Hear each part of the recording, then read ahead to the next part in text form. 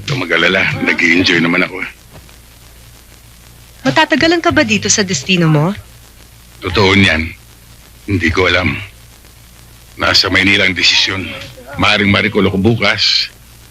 Sa 1 linggo o sa 1 taon. Dapat nga, bukas pa lang ma-recall ka na eh. Masyado nang mahaba ang pasiklab mo, Director Velasco. Marami ka nang naaapakan. Ginagawa ko lang trabaho ko. Wala akong intensyon makaapak ng iba.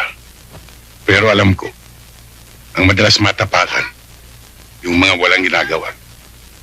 Mga hipong tulog na tinatangay ng alon. Sige, tignan natin kung sino matutulog sa atin.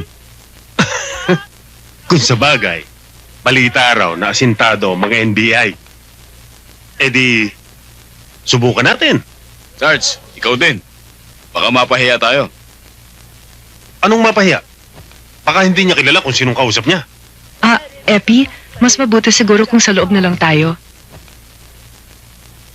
Hoy! Huwag kang bastos, ha?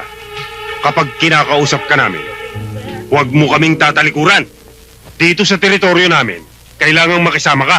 At para tumagal ka dito, kami ang kaibiganin mo. Kung kayo rin lang magiging kaibigan ko, bibili nilang ako ng aso.